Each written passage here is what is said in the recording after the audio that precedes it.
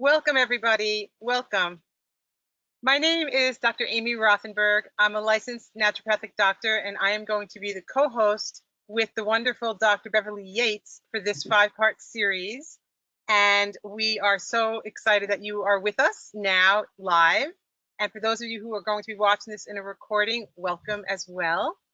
We are hoping to highlight many of the ways that naturopathic doctors work and think with patients, and how we use our strong philosophical foundation to help you figure out what's going on, to work in terms of preventive care, and also to help treat symptoms that you might have and diagnoses that you might have at this time.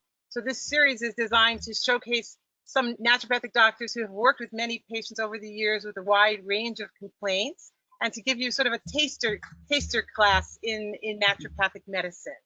We are going to leave time at the end of each of the series for questions and answers, and you can type your questions into the chat at the bottom of the webinar format.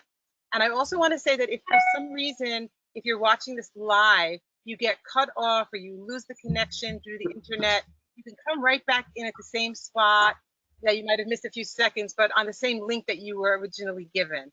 And that will work fine. For those of you listening and recording, that won't be an issue. So I wanted to jump right into some of the philosophical underpinnings that really guide naturopathic medicine. One of the first ones is the idea of treating the whole person. And when you go to a naturopathic doctor, first visits will often be between 60 and 90 minutes to allow enough time to understand the illness that you have and how you experience it, contextualize in the rest of your life, the physical things, more psycho-emotional components, stressors in your life, etc. And we are also just interested in all of you, not just in the part that is hurting or not doing as well. A second really important philosophical point for naturopathic doctors is the whole concept of the healing power of nature. And there's 3 elements to that. The first is working to support and enhance your body's inherent capacity for healing. The second one is encouraging you to spend time in nature when possible. We know that's good for everybody. And the third has to do with using medicines that are derived from the natural world, from things like herbal medicine and hydrotherapy, things we'll be talking about in subsequent series. And then today's series, which will begin with the topic of nutrition. So let me introduce here Dr. Beverly Yates to speak about a few more of these and to introduce our first, I'll come back on to introduce our first speaker. All right, thank you so much, Dr. Rothenberg. That was wonderful. Throughout this series, we will be introducing different principles in naturopathic medicine. So I'm going to talk with you now about 2 of them. One is the idea of doctor as teacher. Literally, the roots of the word in English come from Latin, docere.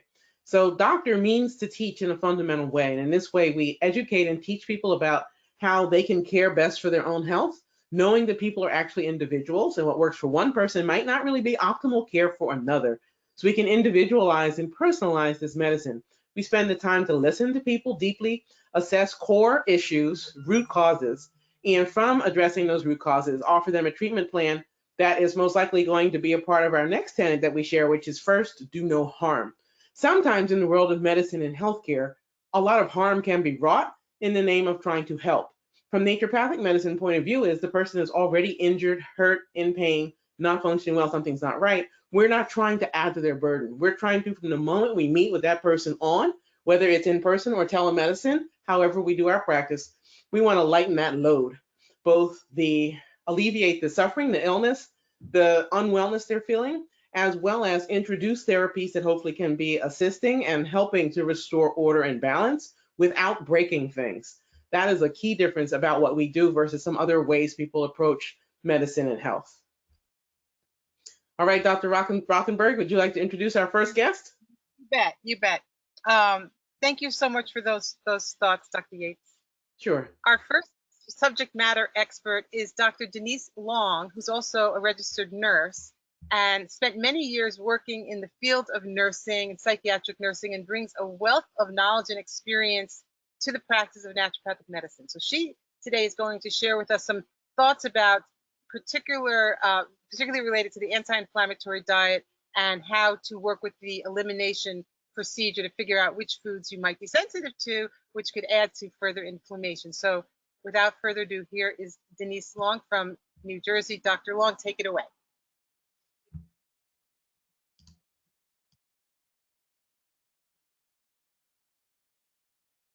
Hi, nice to see you all out there. Okay, I'm talking to you from the little hamlet of West Orange, New Jersey, which is maybe about 5 miles outside of Newark. I've been living here for the last 10, 15 years or so, coming from New Hampshire, a licensed state for naturopaths, and before that, Arizona, where I got my license as a naturopathic doctor working at the Southwest College of, being at the Southwest College of Naturopathic Medicine. I'm a nurse. I've been a nurse for 40 years, now retired. Woohoo! I've worked in a lot of different areas of nursing, and actually it was from being in nursing that led me to want to be a naturopath. People ask me a lot of times, why? Why did you go to be a naturopath? You should have just become an MD. But from what I saw as a nurse, there were a lot of things like Dr. Yates was talking about where people would get sort of harmed by the medicine and not necessarily helped by the medicine. There's a lot of things that are great about Western medicine and a lot of things that aren't quite as great. And most people need medicine that's more simple, basic, and tailored to the individual. And that's part of why I went into naturopathic medicine. And I know Dr. Rothenberg because my focus is homeopathy. And through the New England School of Homeopathic Medicine, I've been going there for a number of years now and learning so much more than from naturopathic school about how to work on classical homeopathy, which really helps people from the ground up. Most of us need help from the ground up, even if we're eating the right diet and living the right kind of life, getting the exercise and everything that we need. A lot of times there's things that are just within us, maybe that we were born with, or life experiences that have just made it difficult for us to be able to get where we need to go. And homeopathy really can help with that. So I'm doing a lot of telemedicine these days because of the crisis. And I'll get you that email after the talk. And next slide, please.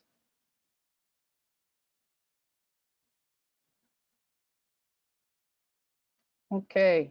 First of all, like you've heard it before, we are what we eat, and that's entirely true. There is no way that we can be healthy if we eat a crummy diet. There's just like no way. I mean, the body is very clever, amazingly clever, but it's not that clever. I mean, it can only do something with the substrate that it's given. We put good oil in our cars. We take care of our cars because we need them to get us to where we need to go and not break down in the middle of the night in the highway. And we do the same thing with our pets. We get these high expensive foods for our pets, and we have to do the same thing for our health. And because people are so complicated and people have come from all kinds of different places and cultures, different ages, different sizes, different weights, there's no one diet that's good for everyone. It doesn't even sort of make common sense that there would be one good diet for everyone. And because we're all trying to eat similar diets, it could be a lot of the reasons naturopaths think why we have a lot of different health problems, because we're trying to force ourselves into a mold. And that just doesn't really work. And the elimination diet is a good way to get started figuring out what's the right thing for you to eat. Okay, next slide. Well, the big question is why? Why should I start an elimination diet? Well, here's a few things to ask yourself. Do you have headaches? Do you have a foggy brain, or you're always like you can't think clearly? Do you get tired at certain times of the day and you just can't get it together? Do you have trouble sleeping? You know, either going to sleep or staying asleep or getting up from sleep? Do you have unexplained muscle and joint pain? I mean, if you're not like breaking big rocks and making little rocks, why do you hurt so much? Why is it so hard to get out of a chair? For women, what about those menstrual cycles? Any problems? Any PMS? Any difficulty, irregularity, too much bleeding, too little bleeding, irregular cycle, lots of mood problems with, any problems with mood in general, anxiety, depression, difficulty concentrating, ADD-like symptoms, any issues with skin, a lot of acne that you just sort of can't get rid of, issues with getting rashes all the time, or skin just being like too hot all the time or too chilly all the time. All of these are things that can be addressed with looking at the diet. There's food sensitivities and there's food allergies, and there is a difference. A person can have food sensitivities that wouldn't show up on a food allergy scan. So you'd see a Western doctor and they'd say, oh, you're fine. You don't have any food allergies. Well, maybe you don't, but maybe you have food sensitivities. And food sensitivities can give you a lot of trouble. Like, okay, next slide. Thank you. Oh, okay, the other way. All right, and one more. Okay, and then some more. Why should I start an elimination diet? I mean, if that wasn't enough for you, it's the best way to get personalized information just for you. The information is yours to keep. It can't be contested by anybody. Someone would say, oh, you're not allergic to that, or you're not sensitive to that. And you could say, see, it's right here on this date, this time, I had this thing cause this problem. What can anyone say? You did the math. You can refer to it at any time. It's yours for your lifetime. It's a fun detective hunt for those who like that sort of thing. And the information is power. The control is now yours forever. Next slide, please. Okay, and then the next question is, how do I start this fun elimination diet? Well, first, you have to ask yourself, do you have time to do this right now? Because it'll take about 5 to 6 weeks. So that's a big chunk of time. Next thing you should ask, do you have any big engagements coming up in the next 6 weeks or so, like any weddings or vacations, anything like that? Some big work thing that's going to require you to be able to really concentrate and crunch down. I mean, things like that. Doing an elimination diet together with that might be a problem, and you don't want it to be a problem. This should be sort of interesting and even exciting. And so you don't want any, and you don't want to have to do it again and again. So you want to be able to get through it, get all the information you need so that you can move on.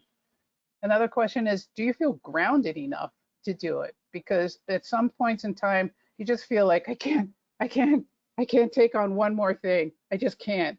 If you feel like you can't take on one more thing, it feels like it's just going to be like deprivation and awful, maybe not the time. Wait till you feel a little bit more stable. And do you have the family support? Sometimes families are extremely supportive. Sometimes families are sort of like your frenemies, and they're going to be always sort of, oh, don't you want this? Oh, that'll be nice, huh? Oh, this is so silly. Well, maybe you need to do it anyway, but you need to assess your support. And that way you'll know what you're walking into, because 5 or 6 weeks is a good chunk of time. Okay, next slide.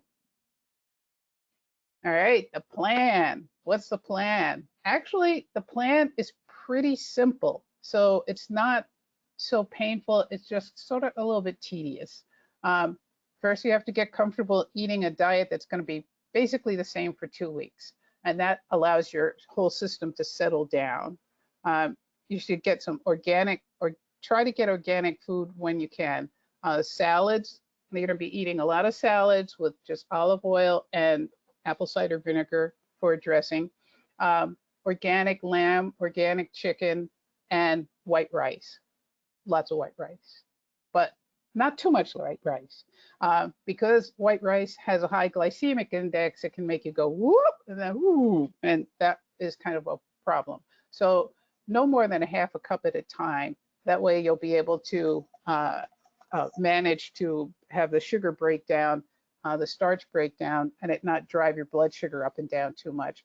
But this isn't a weight loss diet, and you're not supposed to be hungry on this diet. So this is just to settle your system down. So you might need to eat like several small meals that are basically the same for the next 2 weeks. low allergenicity foods like apples or pears, but do peel them because sometimes there's allergens or sensitivities that people can have in the skin. I know personally I have to peel apples. Otherwise, if I eat them with the peel on, they go down and they come right back up, down and right back out. Kind of a mess. But if I peel them, it's okay. So that's how much the peel can make a difference for people. Next slide, please. Reintroducing foods. Okay, so after those 2 weeks of sort of boring fare, but nourishing, first write down any sensations that you have. Do you feel better? Do all of a sudden, wow, I feel energy all day, or wow, I go to sleep, I wake up, I'm good, I'm ready to hit it. Or do you know, like, does your mood feel clear? Anxiety is gone? Anything that you notice, your stomach settles down, your joints feel great, you're ready to run a mile, whatever you feel or you don't feel, write it down. So that is your baseline. And then when it comes time to reintroducing food, you want to introduce food with at the most pure kind of that food. And I would suggest that the first food that you would reintroduce is something like wheat. And when you eat the wheat, don't eat bread, because bread has a lot of different ingredients. Sorry, I know you want to eat bread, but don't eat bread.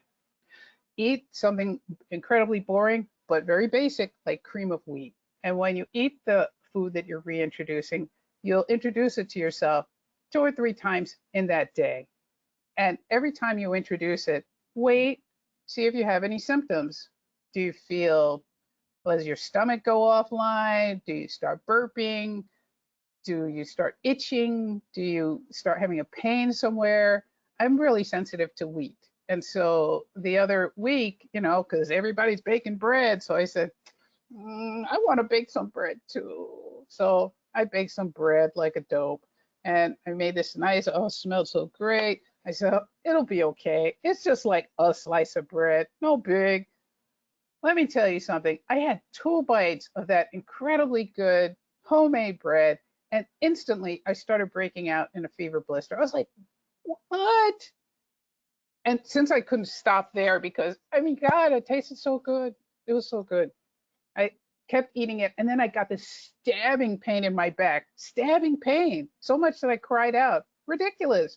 But hey, that's my information, right? That tells me. I gave the rest of the bread to my daughter, got it out of the house, done. But that's the kind of information you're looking for. You get information like that, you write it down, and once you have information like that, you know that food is not for you.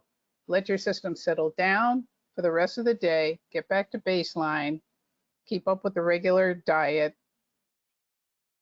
and then the next day, go ahead and start another food.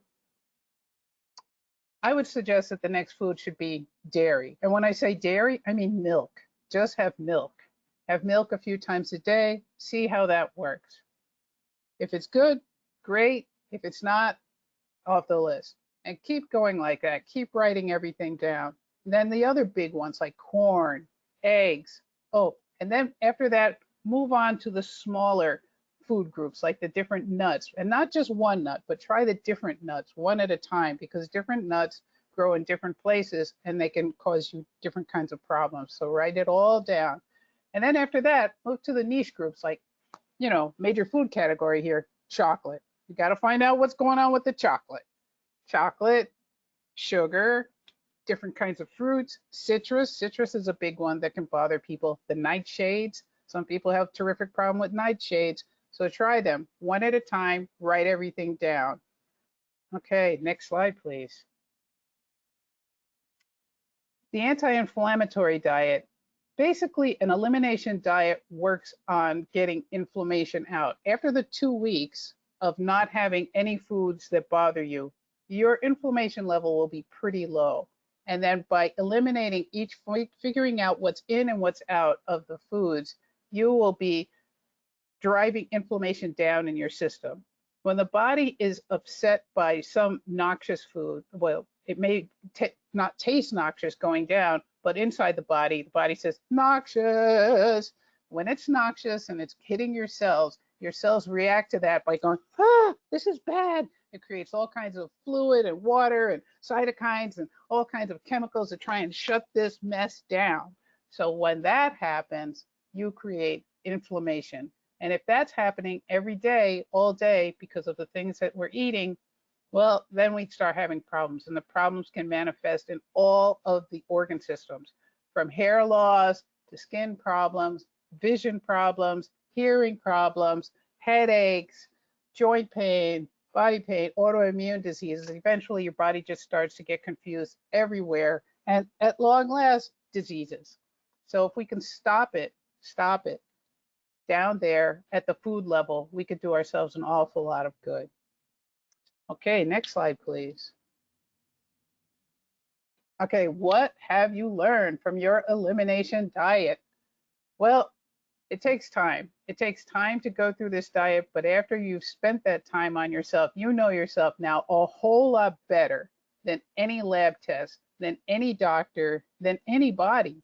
You know yourself better than you've ever known yourself. And that's a source of strength. That's a sense of power. And once you really know yourself and you know how to take care of yourself, even if there's times when you're like, I'm just eating the pie, man. I'm having it. We're doing this today. Okay, so you make the decision, you enjoy the pie, you eat the pizza, you have the nightshades, whatever it is, you have it, but you have the power. You know, okay, I'm just going to have this today. I know what it's going to do to me, and I'm going to get right back on it because I'm the only one taking care of me. There's nobody who can do this except me. And I know the information. I have the power. I can make my life better. That's it. You have the power. And that's my talk. If anybody has any questions, I'm here for you.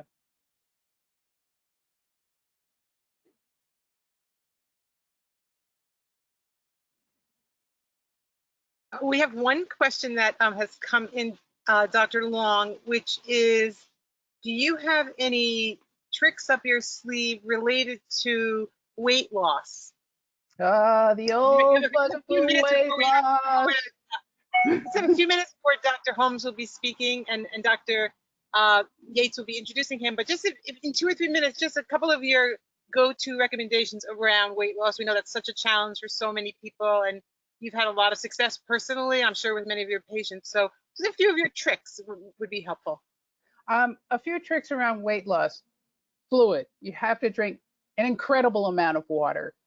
Look at drinking well over two quarts a day, up to maybe a gallon of water. Space it out during the day. That'll help flush the inflammation.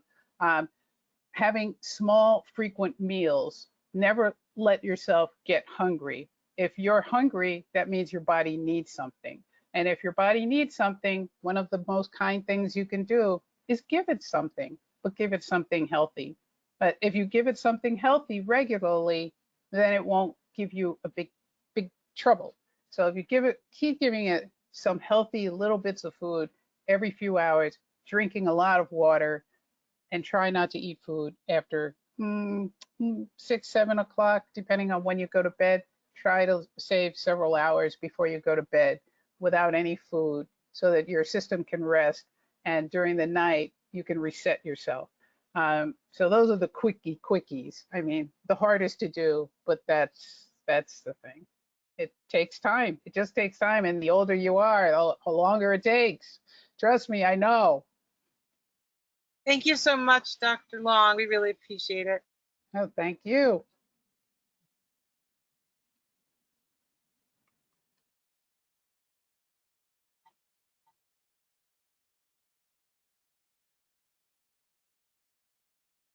Okay. Hopefully you can hear me.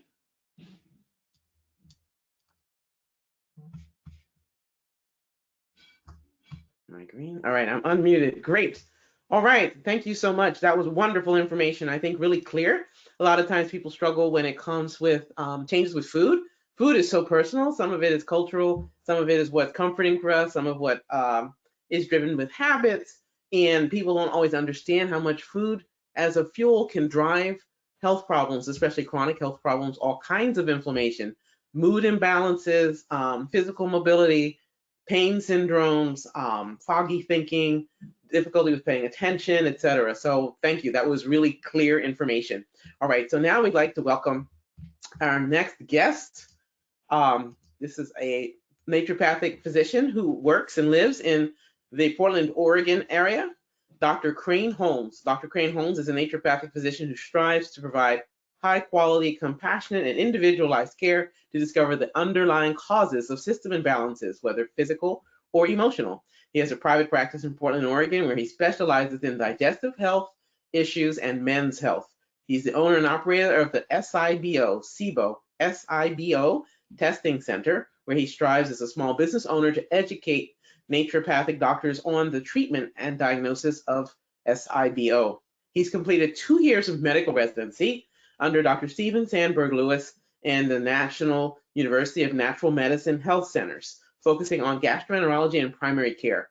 One of the reasons we're reading people's backgrounds is to give you an idea of the scope and breadth of our training. We want to make sure the public is better informed about what naturopathic physicians, licensed doctors, can actually do for you. His clinical internships include rotations with medical professionals in both the naturopathic and conventional allopathic medical fields, allowing him to confidently integrate the modalities of nutrition, botanical medicine, homeopathy, nature cure, and pharmaceuticals into achieving optimal wellness. He continues to collaborate with NUNM, National University of Natural Medicine, as an adjunct professor, teaching dermatology, minor surgery, and gastroenterology. He's also a board member of the Gastro ANP, so the Gastroenterology Association of Naturopathic Physicians, focusing on postgraduate education with ultimate goal of creating a fellowship in naturopathic gastroenterology. All right, Dr. Crane, are you here on the webinar? There you are. I am here. Hi, Dr. Holmes. How are you doing? Hi. Good. Thank you so much for that wonderful introduction. Yeah, thanks so much. We'd love to hear more about your practice and what has brought you to help people in this way. So your turn. Take it away. Great. Yeah. So like Dr. Yates said, I live in Portland, Oregon, but I grew up on the East Coast as well, outside of Scranton, Pennsylvania. And was just seeing a lot of friends and colleagues and loved ones who were kind of baffled and feeling stuck in the current medical system. And I was really interested in understanding, like, how do we prevent illness and how do we prevent disease and how do we help people before they have to get to the place where they're on medications or need surgeries. And this is before I even knew that naturopathic medicine existed. So when I found out that what a naturopath was, and that after I can do a 4-year postgraduate education, and like Dr. Yates said, I did 2 years of residency on top of that. And now in the state of Oregon, I'm trained as a primary care physician. So able to prescribe the same types of medications and order labs and testing like my other colleagues here in the state. But I really like to also start at a very fundamental basic level. And that's why today we're going to be talking about diets. And that's a really great place for myself to start when I see new patients. Okay. And I will need the slides presented today. Okay. So I'm going to go off screen, and Caitlin, our assistant, will help us out with this. Perfect.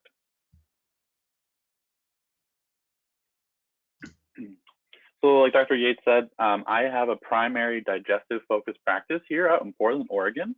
And I see a lot of patients who, especially, I love that talk about the allergy elimination diet, because I think for a lot of people that suffer, like was said, abdominal pain, headaches, loose stool, skin rashes, often using something like that allergy elimination diet is a great place to start to alleviate a lot of those concerns. But what happens as people are maybe eating those concerning foods for a while, or maybe they've had other life illnesses up to that point, is that our intestines can become so inflamed that we develop something called leaky gut. And what leaky gut means is the inflammation causes, instead of the intestines being nice and tight, they get little bit of gaps and little holes in it. So all of a sudden now, we have little chunks of banana floating around our brain and other places in our body, because we are, our intestines are permeable, as the word goes. So where I come in here too, so I see a lot of patients that have been on so many different special diets and have tried a lot of different types of nutrition. And this is where my practice really hits the road is focusing on food and how to balance the gut microbiome. So if I can get the next slide. So a little bit of myself again. Okay, great. This is perfect. We'll stop here. All right. So I wanted to kind of focus on the difference between nutrition and fad diets, right? So when people say diet, really, ultimately, like your diet is what you eat, right? So diet is nutrition. So diet is the food you put and the drinks you put into your body to fuel your cells. This was said earlier as well. So diet is really is our nutrition, right? So it's our blueberries, that's our water. That's our animal proteins that we eat and everything like that. Where diets, where that a lot of places that we use the word diet would be really considered more like a fad diet. So basically what a fad diet does is it usually restricts or increases certain types of nutrition, usually for some sort of health goal. So, earlier we talked about weight loss. We also talked about decreasing inflammation. And there's, a variety of diets, and we'll actually talk about a couple of those in a second. Next.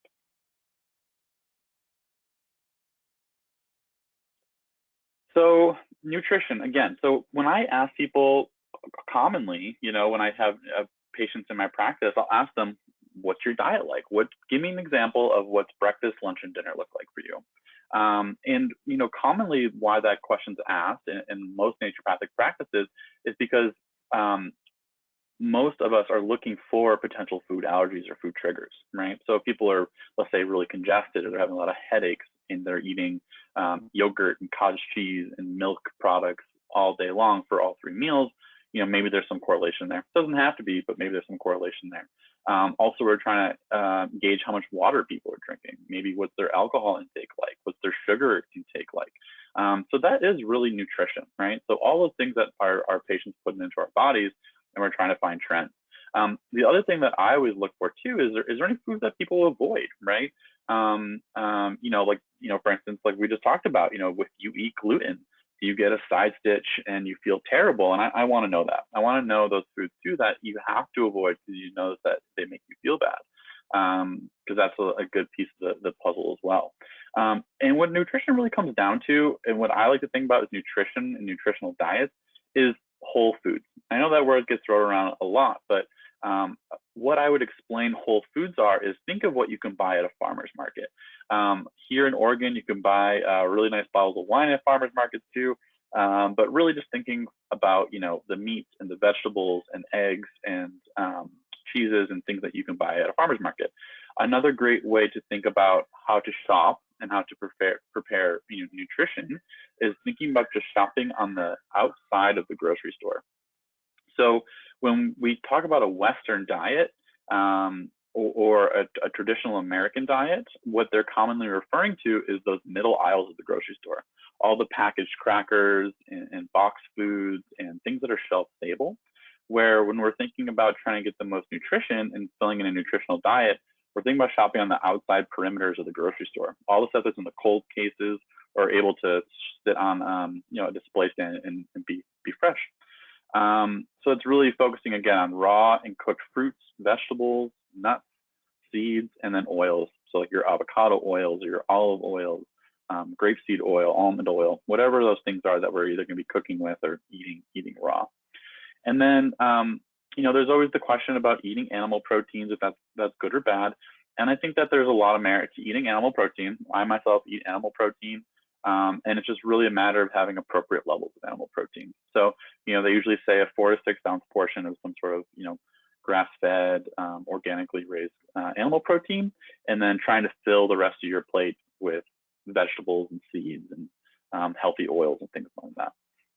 And then diets, again, in the traditional way that some people use it, again, we think about them as fad diets. So that's things like gluten-free diet, right? Avoiding gliadin protein, the protein that's found in things like wheat, barley, rye, and millet that actually can be destructive for some people that have something called celiac disease.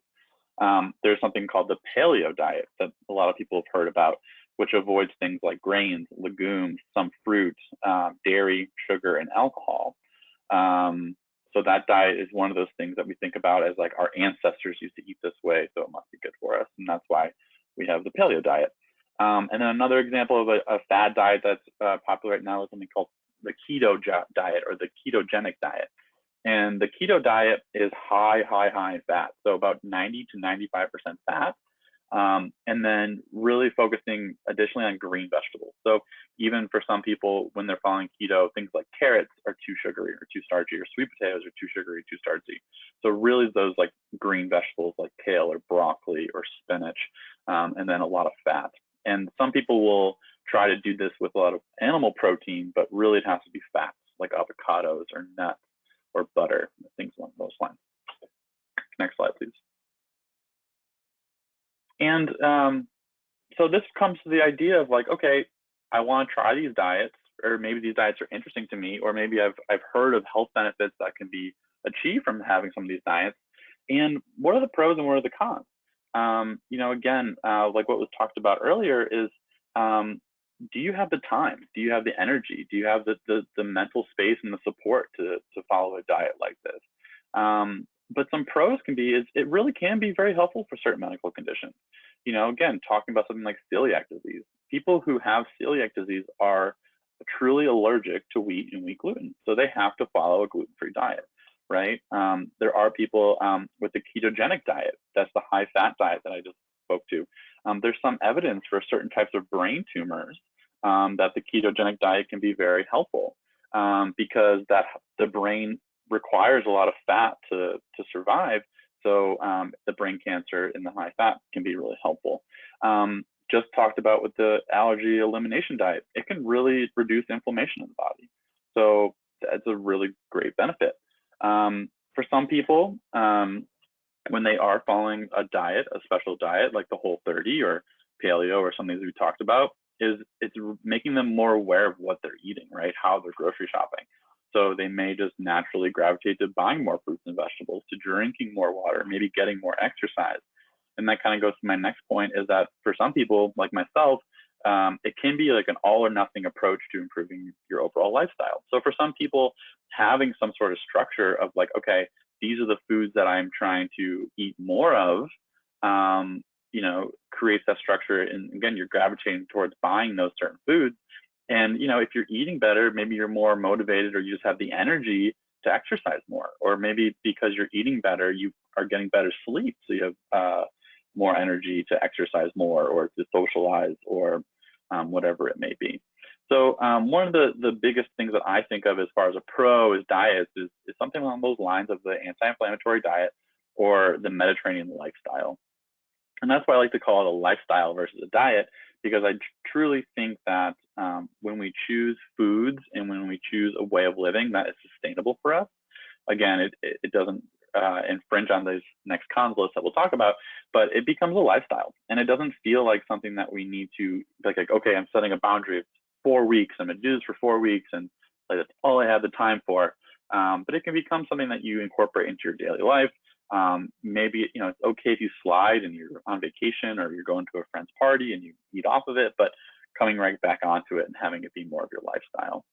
And some cons of fad diets that I commonly see with my patients is there's always the potential it can lead to nutritional deficiencies. So anytime we're avoiding certain foods, you know, foods are high in different minerals and vitamins and amino acids. And if we're avoiding a whole category of foods, that can lead to nutritional deficiencies. The other thing that I see very, very commonly in the patients that I work with is that following bad diets or restricted types of diets can lead to disordered eating. And there's a type of a disordered eating called orthorexia. So, you know, we commonly think about disordered eating as, you know, avoiding foods. But this is avoiding foods for the fact that we think that there's a healthier way to eat, or that avoiding certain foods because we think that this is the healthiest way to be. And we almost become afraid of foods that can be deemed in our minds as unhealthy, even though they may be totally fine for us, right? So often I ask people when they're avoiding foods, why are you avoiding those foods, right? Do they make you feel bad, or is it just because you read somewhere or whatever that you've heard bad for you? Fad diets can also be socially isolating. So, you know, if you're going to, again, to parties or family support, it can be hard to do for that. They can be overly restricted. So people get hungry, they lose weight unintentionally. They can't just grab something to go, they can't eat out. They have a really, really hard time just living their normal life. And then ultimately, some of these diets can disrupt the gut microbiome. And we'll talk about that in a minute. But our gut microbiome really, really relies on what we're consuming on a daily basis. Next. So like I mentioned, the gut microbiome is all of the protozoa, bacteria, fungi, and viruses that live inside the human body. They live on and inside the human body, I should say. We have microbiome on our skin. We have it in our mouth. We have it in our entire digestive tract. It's in our hair. It's under our toenails. We have a little bit of microbiome everywhere, right? And the number of genes that make up the microbiome is 200 times that of the human. And the microbiome can actually weigh up to 5 pounds. So it's a part of us, right? And just as we're seeing diversity in our environments change, right, with animals becoming extinct or plants becoming extinct, we're actually having our own microbiome is becoming extinct as well because of the environment that we've created and the habitats that they're living in. Next, please.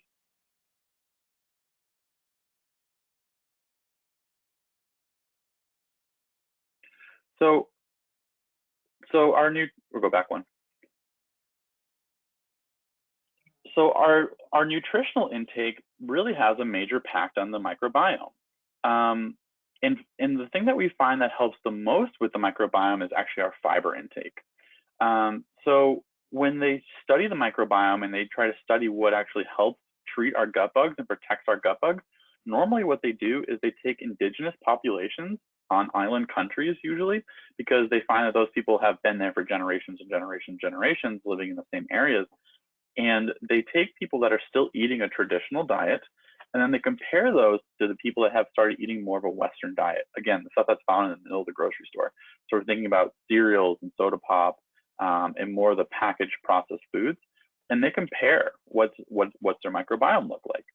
And they find that people who have continued to eat that more traditional diet, which tends to be higher in plant proteins and fibers and foods that are found in nature, tend to have much more diverse and much healthier and happier gut microbiomes than those people that switch to more of a Western diet.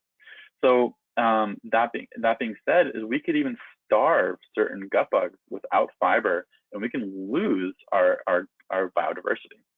So it's really important because we actually will pass our gut microbiome on to our offspring. So, if we are avoiding certain foods or are really restricting our diets and killing off our gut microbiome, we will then pass that same microbiome onto our children, and they will inherit a weaker microbiome than they could if we were eating full fruits and different vegetables and different fibers and things along those lines. So next, please. And this is where, in my practice, I commonly see this diet being prescribed by healthcare practitioners called a low FODMAP diet. And what FODMAP stands for is fermentable oligodimonosaccharides and polyols. So essentially, if you were to look up this diet, these fermentable, right? And we think about, when a common question I get asked is, should I be eating things like sauerkraut or kimchi or drinking kombucha or, all these other fermentable foods are really good for us. And they're really good for our gut microbiome. So often when people are following diets like this, we're getting less of those fermentable foods. We're getting less of those wide varieties of fibers.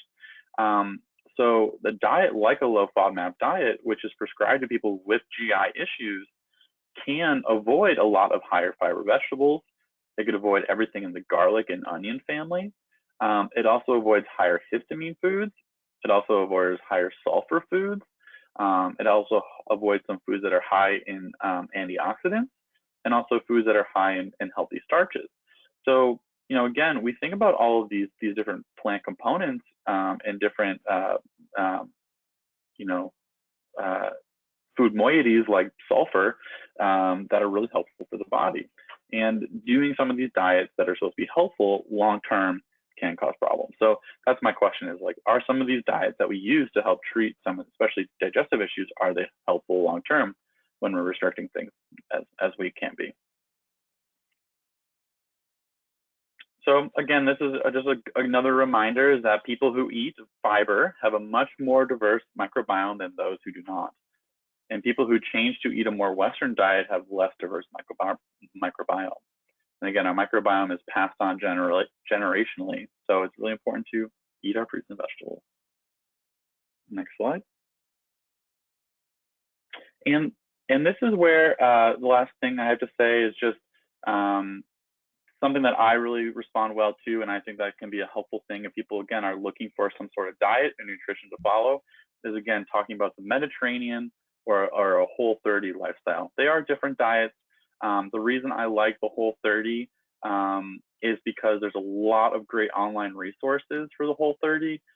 There's plenty of bloggers and people on Facebook and Instagram that post recipes every single day that are primarily plant-based, lots of great nutrition, lots of good fruits and vegetables in there, and lean meat and protein. So if you're someone that needs recipes or likes to look at recipes, I think that something like a Whole30 is really, really helpful.